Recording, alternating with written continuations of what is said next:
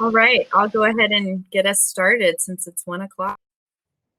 Thank you so much to everyone who's here and joining us for this Dallas Startup Week panel on starting a nonprofit in crisis. We're here today to tell the story of Get Shift Done, which is a nonprofit organization launched here in North Texas in March to address the unemployment and hunger relief needs heightened by the impact of COVID-19. I'm excited to explore the journey of these two co-founders, Anurag Jain and Patrick Brandt, and learn lessons on how we can continue to build social entrepreneurial ventures here in Dallas. Before we get started, I just want to introduce myself and introduce the two panelists. My name's Ann Montgomery. I work as the VP of Social Innovation and Design at the United Way of Metropolitan Dallas.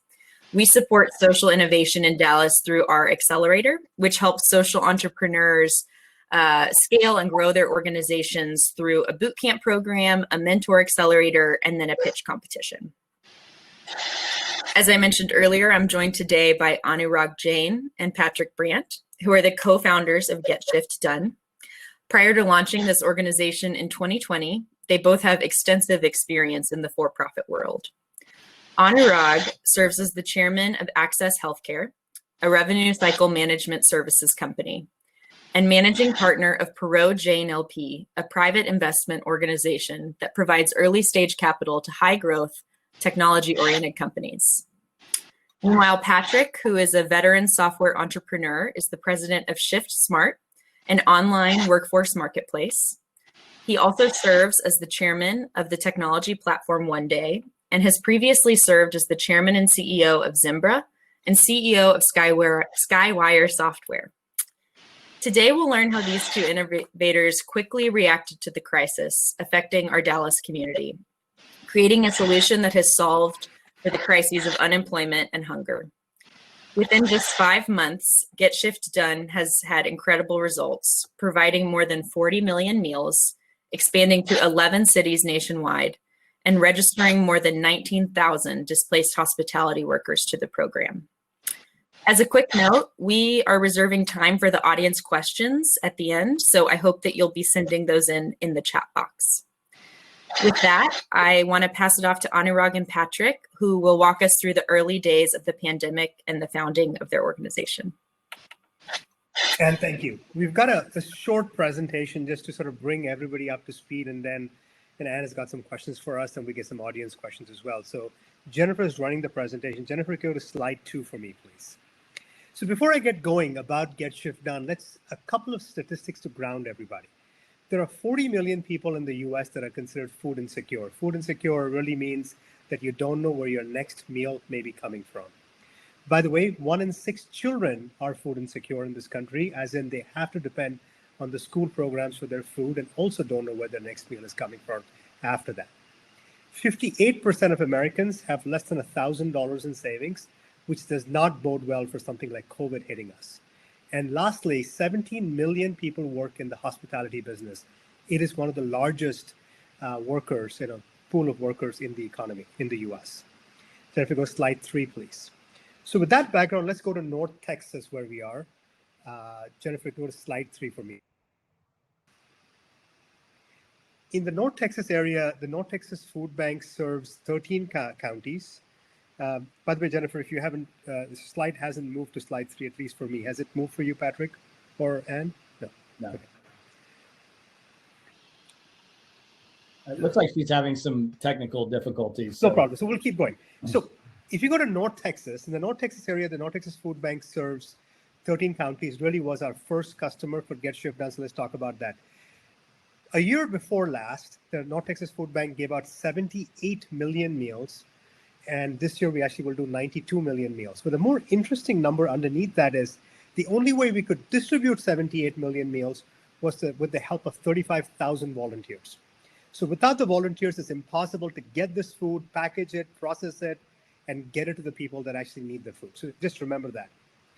And then on March 9th, I was having a meeting with my team at the food bank where it sort of, we felt like a tsunami was coming at us with COVID.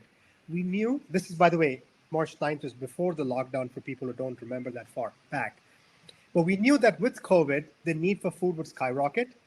The type of food that we would give out and how we would distribute would get more complex because of things like social distancing and what we would need to do. And at the same time, the volunteers were not coming at all. Jennifer, you can go to the next slide, if you don't mind. So we basically had more food needed, more complexity in the value chain, and no volunteers. So that situation, I walked out of a meeting just sort of wondering what I would do. And then I got a call from Patrick the next day where he was talking because of his experience working with hospitality workers. He was seeing thousands of workers being laid off in this area. And that's where this idea was born. Could we take these laid off workers and put them to work at the food bank or other nonprofits, give them a small stipend by raising some money, and basically get them going and get the food banks going as well? So essentially and the next slide, if you don't mind, Jennifer, it says, take people that know food to help people that need food. Patrick? Yeah, so it was a pretty interesting time, as everybody here knows. And in my organization at ShiftSmart, we were seeing just droves of people being laid off and furloughed, and really wanted to figure out, given that our platform, ShiftSmart, was very worker-centric, what could we do in order to help these displaced workers? So with that phone call from Anurag, we had the idea that we would take this one solution and serve two essential needs. Basically, we could address hunger relief using the existing hunger relief infrastructure like food banks and food pantries. At the same time, we would pay out of work hospitality workers to fulfill these volunteer shifts. And this next slide really sets up what that business model looked like. And what's interesting is it all came together, literally over that weekend. And I think an important part of what made it work was this instant collaboration. So one of the first phone calls we made was to the Communities Foundation of Texas, to Sejal Desai. A lot of you probably are familiar with Sejal and her work in the entrepreneurial community here. And we needed to set up a donor-advised fund or a relief fund so that we could raise capital in order to pay these workers. So what we are essentially doing is, if you look at this, slide really sets it up in a matchmaking style. A worker would be put on the platform, put their profile. The nonprofits like the food banks and food pantries and schools would sign up and put shifts. And our software, which we donated our team, would simply match them to place a worker in an open volunteer shift. And then the key was to get these employees paid. And how we did that was we raised a relief fund. And as a lot of you all know, Dallas is a very generous community. Lots of very civic leaders that have been successful in business. We did it in a matter of a week, and then shortly thereafter, it really started to take off. Jennifer? What was interesting is we did this starting in our own backyard in North Texas, thinking naively at this point that it was going to be a 10 to 12 week period. And we started at North Texas Food Bank, quickly expanded to places like Cafe Momentum, Richardson School District, Minnie's Food Pantry, Meals on Wheels. But sure enough, it didn't look like the pandemic was getting any shorter at all. And frankly, wasn't just in our backyard. And as we continued to grow, it really looked as if not only could we expand a lot in North Texas, but we were getting calls from across Texas and across the country. And so, when you fast forward to today, we've gone to 10 additional regions, and all the way from DC to El Paso, and have served, over 100 nonprofit communities, or 100 nonprofit organizations in those communities. Anurag? It's been a very gratifying experience. I can tell you from the experience at being the chairman of the food bank that we could not do our work to help people without volunteers. So if you've actually in the last 5 months gone to 108 different organizations across the country, actually moved 40 million meals, and got innumerable phone calls from the directors of these organizations saying they couldn't do what they do without the volunteers that we provided them. And then, as we move into the open discussion part of the panel, this last slide is the stats. And, this is in 5 months from something that didn't exist and we thought was going to be a part-time job. We're now sitting in 11 different regions. We have over 100 nonprofit, which are food banks, food pantries, and schools. 19,000 unemployed workers signed up for the platform, and we've delivered over 40 million meals. And so, again, from idea to impact was very, very quickly. And we never really envisioned that we'd get to this point where we are today, which is not just a relief effort, but really a recovery effort. We've happily paid out $6 million of wages and, raised a little over $10 million across the network. But, when we sit here today and we're back at that point where, this isn't ending next week or the following week and probably going to still be here well past the end of the year. So we're back into the fundraising mode, which is, akin to a lot of our startup experiences. Seems like you never stop raising money. So, Ann, that's a quick introduction. And, I think we turn it over to you to, lead us through the rest of the discussion. Great. Thank you so much. I think that introduction was great to help us center in what you guys have been up to in the past 5 months and kind of start with a level playing field of knowledge. You talked about this a little bit, but I wanted to ask, how do you view Get Shift Done success thus far? You talked a little bit about the traction that you got in Dallas early on and some of those partnerships. I'm curious, what did you view as essential for success, both in the initial ramp-up phase in Dallas, but then also how you were so quickly able to scale in multiple cities?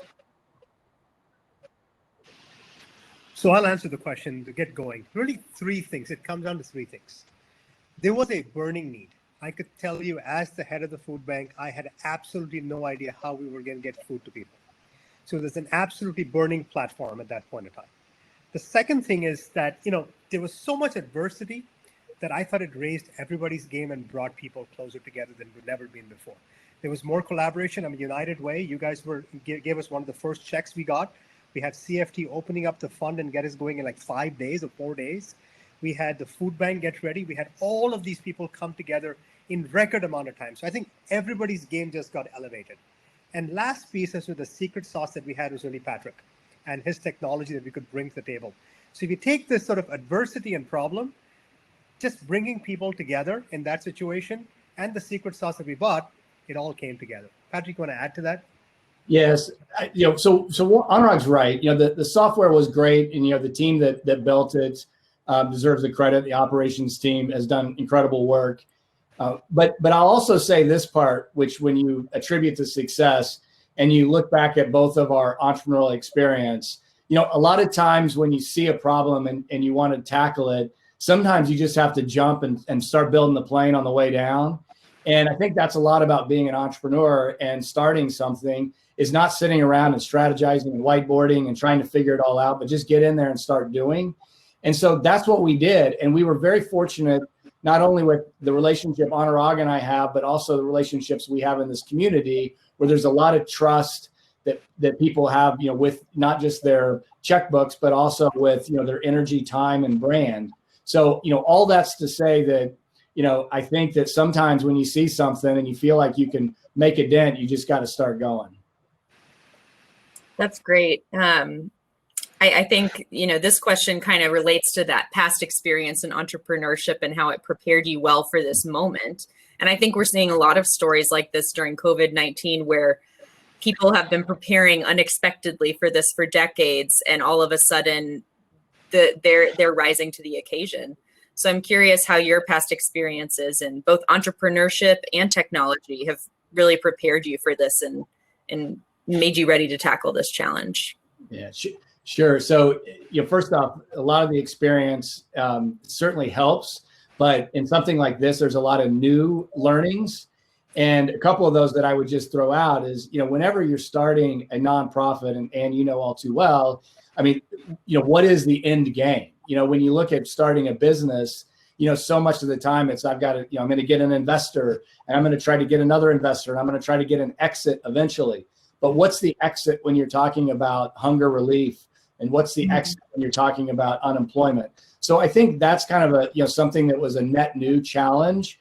But I think on the other hand, when you ask what we lean on is, just being able to trust people, know what their jobs are. And so when you look at, Anurag and I, did this very, very quickly and quickly had, this is your strength, this is your strength, and don't spend a lot of time, just second guessing and micromanaging, but you just have to trust people. And that's one of the harder things to do, especially when you're starting something like this. And I think that at the end of the day was one of the most valuable pieces of experience we brought into this.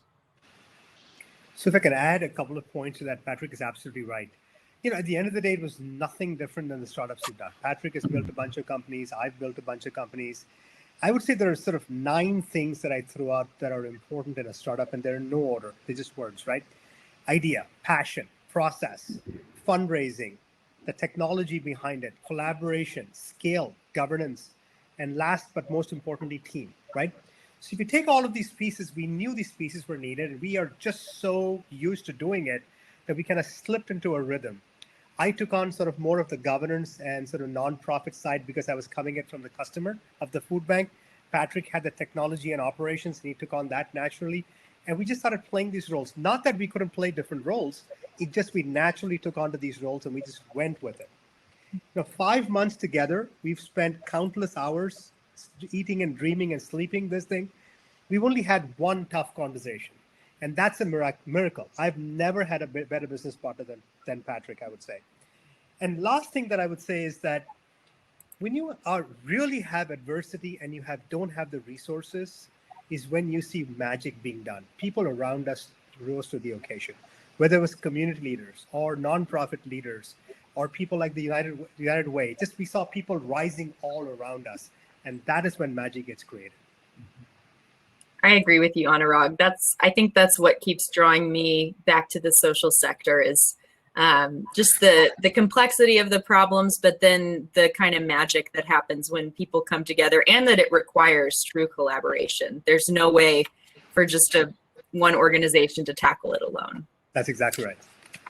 And I can definitely tell you two have a great working relationship, which is wonderful to see. We do.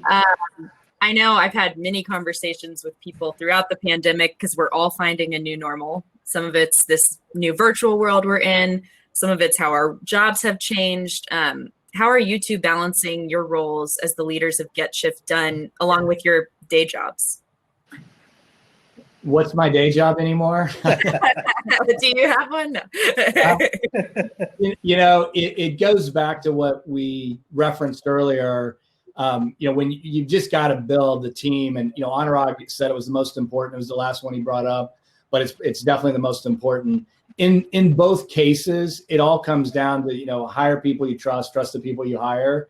And I'd say we're able to do these panels, we're able to do the fundraising because we have teams that are in place, really a day job as well as Get Shift Done, that are just making it happen.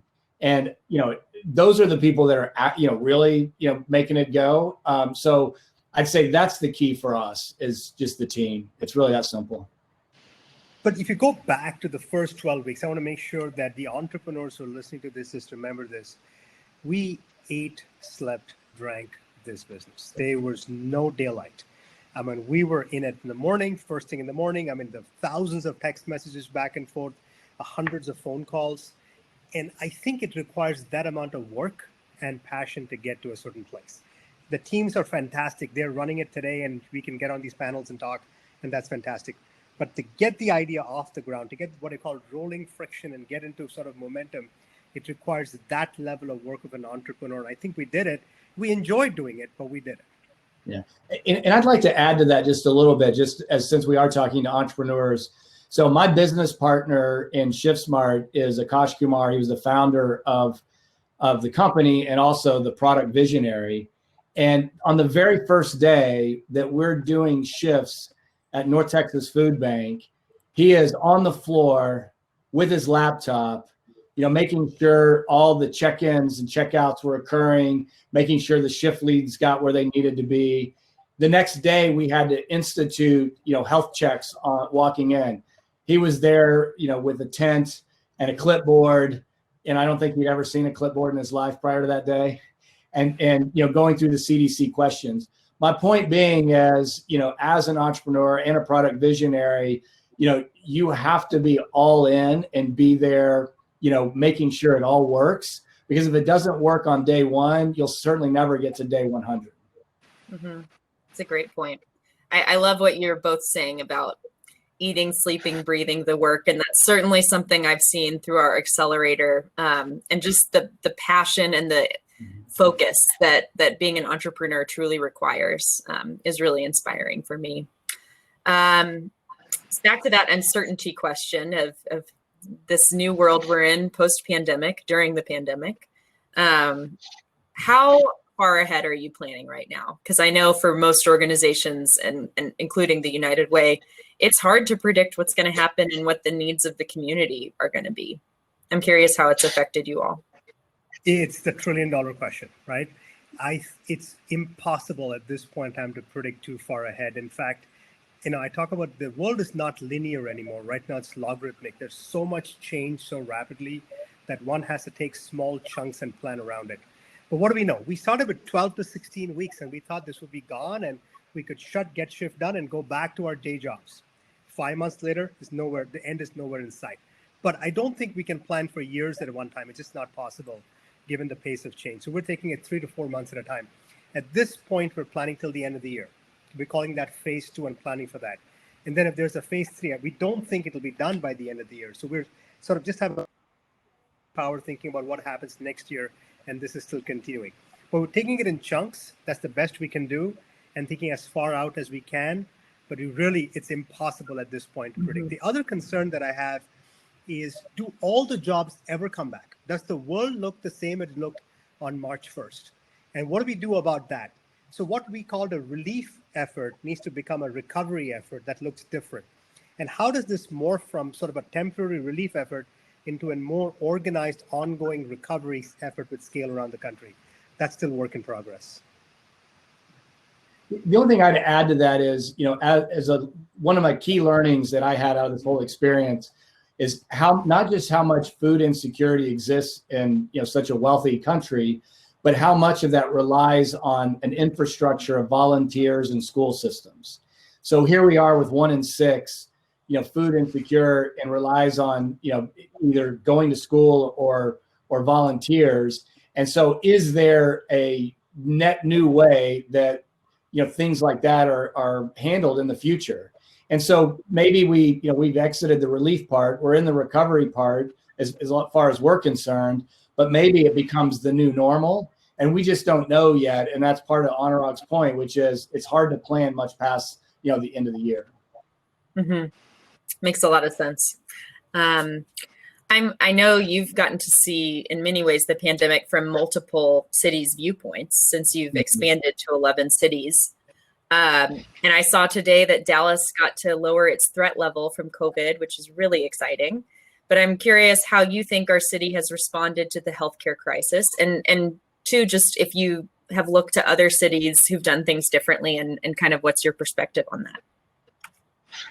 But I go back to the point of collaboration. I have never seen so many people come together that quickly and work together and raise their game. I mean, take the North Texas Food Bank. Every entrepreneur has this moment. You have a company and you have a product, and then you get the first customer that brings scale, and you're like, it's an oh shit moment. Okay, I know I've got it. How do I actually deliver it, right? I mean, let's say they needed the help, they brought the scale, they brought the processes, because we needed to bring this COVID process and keep people safe. They were able to get a double bang for our workers because their people got money and yet they got to do good. And lastly, there was chemistry. But if you just take that and replicate it across the Metroplex, that's what we saw. When United Way gave us one of the first checks, very little diligence. So it was like a startup company, right? People are giving money to Patrick and me. It was on us to take that money, responsibility, move it forward, and prove that we knew what we were talking about, and then scale from there. I would tell you that I've never seen more collaboration and more, like we said, magic being created in this community. That's exciting. I feel the same. And I actually joined United Way in the middle of the pandemic, which has been fun to start a job remotely.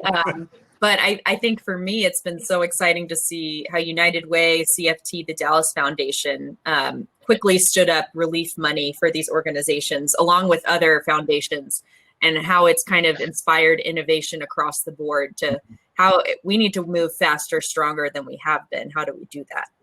Yeah. And I think one thing I would just add, because we have had experience in a lot of other regions. So as we talk about the Dallas-Fort Worth Metroplex, I would probably give it the highest marks in terms of collaboration and a lot less tribalism than you might see in some of the other, cities of a similar size. And it's made it a lot easier to do everything from raise money to, get partners in terms of onboarding. And so I do think that when you look at like the citizens here, there does tend to be a little bit more of a collaborative, this DNA that's, here. I couldn't describe why that is, but it's definitely something noticeable in what we do. That's so great to hear. I feel that way about Dallas, but it's nice to be confirmed. I was just biased. How will this entire experience shift your thinking moving forward? I kind of touched on it earlier. One was just, the food insecurity. That was a pretty big eye opener for me. I think, there's a lot of things that when you look at, how the unemployment, look how quickly that switched from 3.5% to, high double-digit percentages. And so I think, as time has gone on, changes or volatility are a lot greater than what they ever were before. Who would have thought that, you could go into 2020 and mid-year, you're in double-digit unemployment percentages, an economy that is, shut down, in almost an entire industry, yet the stock market is still at an all-time high. So, I think that just from my perspective, in running a business, it just makes you really think a lot more about there's so much you don't know and so much you can't control. So you better focus on what you can control, do some of the core things like build the right team, rely on your team, be a good community citizen, be good to your shareholders, be good to your customers, because there's just so much you can't control. That's very hard for us control freaks. I don't relate to that at all. I don't know what you're talking about. Okay. I want to open it up to audience questions. I don't think I've seen any come through in the chat, but I hope people will send some. And in the meantime, I'll just continue asking my own questions, but I'd love to hear someone else's voice. I'm curious, what advice do you both have for social entrepreneurs as they navigate this complex time? It's really important at this point in time. A social entrepreneurship is really entrepreneurship, but for the social sector. And I hope lots of people will jump on this bandwagon. It's amazing to see entrepreneurs that I meet every day for my job that just don't know what status quo looks like. They want to change the status quo. They know they can change it. They've got a passion. They use the technology, process, the knowledge to go change it. We need that to change. We need food insecurity to go away. We need the social problems of 2020, which are accelerated by COVID, to go away. And I know that these entrepreneurs that I meet every day that just look at me saying, who cares about status quo? I can break that mode. I can bring together people. I can bring my capability, my knowledge, my passion. So in fact, I'm almost recruiting the entrepreneurs that I'm speaking to jump into the social sector. If there's a time we need you right now. There are problems, there are bubbles that have been created by COVID that have always existed in our society, but I think they've got exaggerated. And I think if these entrepreneurs spend some of their brain power against this, we can just change the world, because they don't know what status quo looks like. I just have one quote that I want to tell you. What the caterpillar calls the end of the world calls a butterfly. I love that. That's great. I'm going to be thinking about that one. What do you have any advice for people who may be, because it sounds like both of you were pretty plugged into the nonprofit and social sector community before the pandemic. So you kind of had passion areas already. What would you recommend to people just getting started on how to get involved and start networking with people in this space? Like I said, we need the help. We need everybody to give their little fair share at whatever level they can. I go back to almost a faith that I believe that as you get older in life, the percentage of time that you spend on nonprofits needs to increase to a point where it becomes 100% at some point. And that point varies for people based on social, economic, where they are in life and all that stuff. But assume that you start off at 0 and you get to 100% very quickly. Whatever that is, you got to keep ramping that up. So I would like everybody to spend just a little bit more time. I think our nonprofits need more help. They're asking for leadership, they're asking for governance, they're asking for technology, and all the problems that our business sectors have or are solving are also things that nonprofits can use. For example, Shift Smart. We took a business problem and took it to a social sector and it worked great.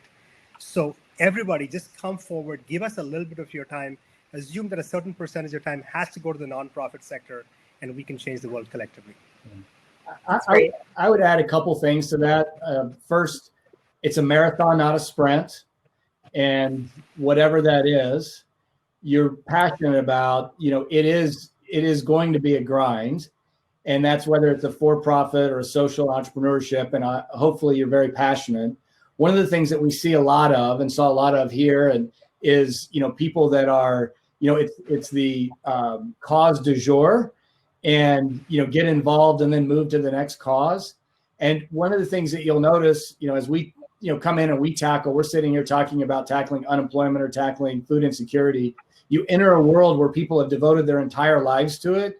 And they look at people like us and they say, so you showed up, you finally are paying attention to something I've been working 24/7 since I was 17 years old. And so I just think remembering it's a marathon, not a sprint, and what you do today will matter in 20 years. And the reason I say that last statement is what you do today will matter in 20 years. I saw a question in the chat about how did you raise money? And we raised $2 million in about a week. And I've had a lot of people say, how'd you raise $2 million in a week? How'd you do that? I said, well, in 4 days, it took us 20 years to raise $2 million in 4 days. We developed the relationships over a long period of time. People trust you. You do right by your investors. You do right by the community. And then after 20 years, you can raise $2 million in 4 days. And so that's, a lot of what we mean by it's a marathon, not a sprint. That's great advice. I think that's so true that those relationships that you build slowly over time accumulate and pay off at the end of the day. And not to mention you end up learning so much probably for your own for-profit venture and your own personal network. So it's a win-win for everybody. I saw that you saw Joel's question. I think he had one more, which was, where do you look to get capital for your nonprofit? And it sounds like part of the answer is in your network, but I was wondering if you could expand on that a little bit. I think you have to start with your network, and it's just like seed funding for a startup. You have to go to friends and family. So friends and family, and based on how extensive your relationship with them is and how many startups you've done, will give you a different amount of capital. Mm-hmm. I think that's exactly what Patrick just said. We had the relationships, we've done this, we've proven our way, and so they gave money to an unproven idea at that point in time. But beyond that, you really, really, really need to grow. And I would tell you that I've not done as much raising of funding outside of the Dallas area for a nonprofit. So it's a learning experience for me. Mm-hmm. Patrick had an amazing network here and outside. We used a PR company and we learned along the way. Patrick, do you want to add to that? Yeah, I would also say what's interesting is we did start with our own network and started in our own backyard. But remember, we expanded to 10 additional cities, which, we had maybe a relationship or two, but we didn't have full networks there. So what ended up having to happen is, what's your value proposition? How can I, have exposure to, what the actual metrics and maybe the impact is. And, we were raising $1 million in Washington, D.C. without ever getting on an airplane, ever having a face-to-face meeting, not really having many relationships there. But, Communities Foundation of Texas made an introduction to the Communities Foundation in D.C. And the next thing you know, we're in a new network because it's a trusted group and we're pitching the same story. And here are the proof points. So I think it starts with the network. You've got to have a good value proposition and you've got to be very accessible to your stakeholders. I did see a question, Anne, that I want to just bring into this answer, which is the power of the social media. Yes. So go back to the 11 cities. We had a relationship or two. In some relationships, in some cities, we had 3. In some cities, we had really none, and United Way or someone brought us the relationship. Mm. But the power today of social media is extremely important. So we actually went out, and the only money we really spent on the outside, we didn't spend on the technology. We didn't give Patrick any money. We didn't take any money. Our teams didn't take any money. The only money we spent on was social media and marketing. And that money really paid off. It came back to us 10 or 15 or 20 times in terms of return. We found the right agency And we did very strategic PR and getting the information to people that might give. So for all nonprofits and for-profits, I think getting the message out on social media in a very targeted and appropriate way, there's so much noise out there, breaking through the noise with the right message is very important in today's world. Great. I'm glad you're able to bring Denver's question in because that was important. Thank you for all these questions that are coming in. These are great. The next one we have is from Trey. You are both established, proven entrepreneurs, leaders, and executors in your business. Traditionally, nonprofits are funded more for programs than operational capacity.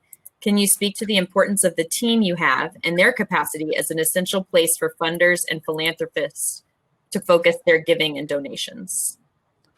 Well, let me address it from the ShiftSmart standpoint. So prior to COVID, we were deploying 100,000. We had 100,000 workers on our system, and we were deploying workers in 20 countries. And it was everything from Airbnb to Google to Chick-fil-A to just a wide number of different companies like that. And so all we really did was leverage a platform and a team. And the new inputs, or the new, which were shifts from the nonprofits, and then the new workers were workers that were displaced that we would aggregate from the restaurant. So we didn't really spend any money on the operational piece.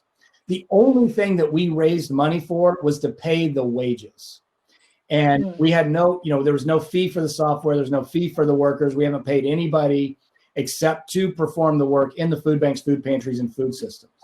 So going to, the philanthropists that were very supportive, what they were able to see is, if they put in $1, they knew that dollar was going to go right into a worker's pocket. And then the follow on to that is we have the testimonials from these workers that would say, if it wasn't for Get Shift Done, I wouldn't have income or put food on the table.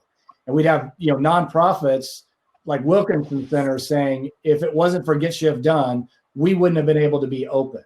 So going back to the local philanthropists and how that they were, donating, it was almost a full dollar would go directly to a worker, and they could see the impact, which was, feed a family, keep a nonprofit open, and, provide a meal. The stories feed themselves, though. So, it has been unbelievable to see the impact it's made on workers' lives and the stories that happened. On day one, we had a worker who took a train and 2 buses to get himself to the food bank. We had workers stay after shift, not on the clock, to help clean up, saying, hey, we want to make sure everything remains intact so we can come back tomorrow and do work for you. When we asked for 100 workers, we got 150 in the beginning because people were just so excited to get a paycheck, to come back to work and do meaningful work. And when we took those stories that came in every day, even last week, we got a story about a worker that would not have been able to make ends meet without the little bit of money we got them through Get Shift Done. Feeding those stories back to our philanthropists and giving them that information also helped us sort of, feed this chain, if you may. That's so important. I think it's so helpful for philanthropists and donors to know where their money is going. And to see the impact of their dollars. So that's really great that you guys have been able to communicate that so quickly. I love this question from Barbara, which is, how do you best utilize your board of directors? I'm assuming that's what BOD means, Barbara. Patrick? Well, you're looking at the 2 board. We started it's you. we never really got around to doing that. It's this. We hope we've been useful. Yeah, exactly. You guys are really not cutting it. I don't know. No. I do think a board is a very important thing. And if you go back to the more philosophical question that's baked in there, it is you want to find a board that can bring in the strengths that your organization either can't afford or doesn't have at that point of time. And most of the time, just can't afford. You can't afford the sales engine that a board can bring in. You can't afford the governance expertise they have, the fundraising expertise that they have. So you always want to give that. I will tell you that as we sort of migrate from a relief to a recovery effort, Patrick and I are spending time thinking about what the team looks like.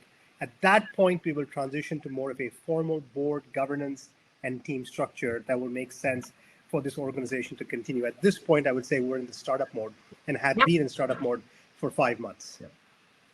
That makes a ton of sense. And I think the advice that I've heard to whether you're nonprofit, for-profit, board of directors, and just looking for investors, you always want to be smart, looking for people who can be the advisor you need, not necessarily the first person to jump up and say, I can help. It's, you have to be smart about who you pick to join. I think we can have one more question, which is from Rich. As you look towards recovery versus relief, what systemic changes do you see being needed in the future? Oh, love that question. So let me address a couple of things here. So first off, the food bank industry is pretty amazing. If I don't know how many of you all have visited North Texas Food Bank, but if you haven't, I highly recommend it. Just in looking at how an operation is run, prior to COVID, it was a 1.5 million meals per week, and it was all done on the ground, with a heavy volunteer network. And the volunteer network could have been seniors, could have been schools doing a service project, could have been team building. But that was all part of that infrastructure that existed. And what made Get Shift Done really work is that we could leverage that existing infrastructure. Now, having said that, COVID comes along, the need goes up, the volunteers go away, and suddenly, nobody's can't be open for business. Well, what we did notice is putting people in these food banks that were earning a paycheck, suddenly the productivity goes up. When you're calling for 50 volunteers and they're going to pay them, suddenly 70 show up versus calling for 50 and 40 show up. So there were some big advantages in productivity, efficiency, capacity, capability. But I think that's part of it to some learning that may change. But on the flip side is how fragile the whole system is. The other example, and if you'll just let me, and that it's one of the amazing collaborations in all of this, is the school systems. So a lot of these school systems, in lower income areas, they're not open for business, and suddenly kids that are getting 2 meals a day from the schools can't get the meals. And arrogantly, a lot of people in governments and philanthropy were saying things like, well, let's just do drive-throughs. Well, the kid couldn't get to school already. They were already taking the bus. So how in the world do we get, the food to them? In this case, we had a collaboration where, Cafe Momentum became a micro distribution center. Richardson ISD was creating the food and had their own little kind of manufacturing. They used their school bus. The Kleinerts donated as part of Ruthie's to do some delivery as well. So it took a lot of infrastructure that was created on the fly to backfill something that already existed. So I think looking at those types of systemic challenges is something that's going to be done coming out of all this. And as we look sort of, into the future, I will say one thing, and it's kind of a shameless plug for Get Shit Done. We've been able to raise money. We're seeing a finite limit to what we can do. The problem has not gone away. We don't see it going away anytime soon. And as we sort of transition from being a startup and the sprint to the marathon, we'll have to retool and relook at it. But we will continue to have to look for sources of funding. So if anybody has thoughts and ideas that they can bring to us, I'd love for them to do that, because I think there is a systemic shift in the world in terms of how workers will be employed, in how many of them and how much capacity we'll be able to give them. And we'll have to find a way to make them a whole in some way. That's a great note to end on. And I just want to thank you both so much. I've really enjoyed these past 45 minutes and so many pearls of wisdom, but especially just, I think, seeing the magic that you two have created in such a short amount of time is inspiring. And I hope that for Dallas Startup Week next year, we have an even bigger panel because you've inspired others. Thank you to all of our audience members who asked questions and those who attended. And I hope you'll keep up with Get Shift Done. I'm very proud of myself, even though I stumbled over that word for not accidentally cursing during this session. And my shameless plug, if you're interested in supporting other Dallas social entrepreneurs, the United Ways Accelerator Pitch event we're hosting virtually on October 28th. So I hope you all will come enjoy. We have 5 amazing fellows who have done great work in Dallas. So would love to see you there. In the meantime, have a great week. Enjoy the rest of Startup Week, and thanks for coming. Thank you, Anne. Appreciate it. Thank you, guys. Take care. Bye. Bye.